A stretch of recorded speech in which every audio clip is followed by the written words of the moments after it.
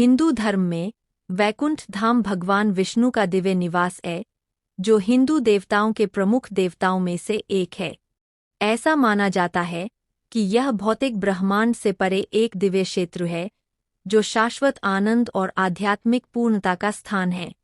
वैकुंठ का वर्णन विष्णु पुराण और भागवत पुराण सहित विभिन्न हिंदू धर्मग्रंथों में किया गया है। वैकुंठ धाम के सटीक स्थान का विभिन्न ग्रंथों में अलग-अलग वर्णन किया गया है।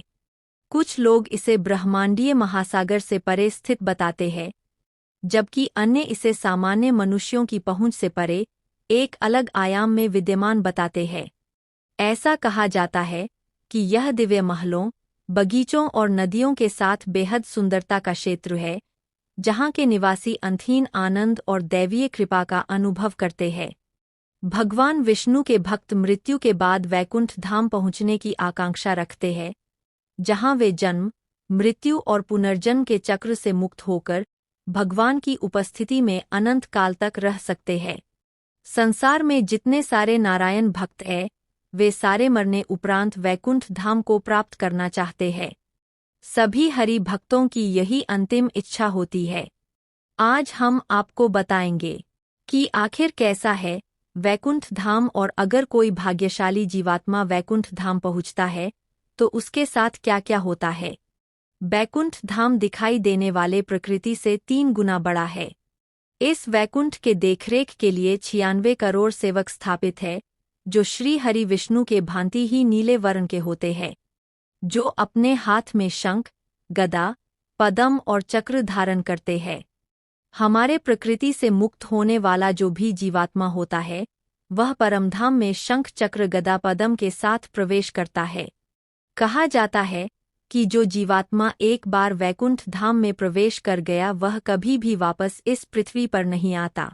इस धाम में श्री हरि विष्णु अपने 4 पट रानी के साथ रहते हैं।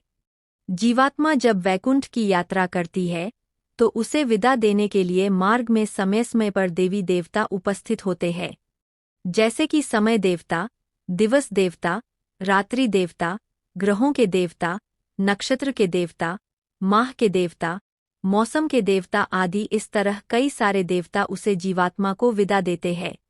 बहुत सारे ऐसे भी देवता होते हैं जो बहुत सारे माया रचते हैं, ताकि उस जीवात्मा को वैकुंठ धाम में जाने से पहले भ्रमित कर दिया जाए। लेकिन अगर जीवात्मा विष्णु भक्त है, तो वो सभी बाधाओं को पार करके कोई भी मोह में ना फंस के वो विष्णु लोक पहुंच ही जाता है। मान्यता है कि इसी वैकुंठ धाम और एक पद विभूति के मध्य विरजा नामक एक नदी बहती है। इस नदी से ही शुरू होती वैकुंठ लोक है। मुक्त होने वाले जीवात्मा को जब सभी देवता विरजा नदी के तट पर छोड़कर जाते हैं, तो वो जीवात्मा नदी में डुबकी लगाकर उसको पार करती है। जीवात्मा जब डुबकी लगा के उसे पार चला जाता है, तो वहां पर श्री हरि विष्णु के सेवक आते हैं और उस जीवात्मा को श्री हरि विष्णु के पास ले जाते हैं और उसको नारायण का दर्शन करवाते हैं। इस मामले में आपकी क्या राय है?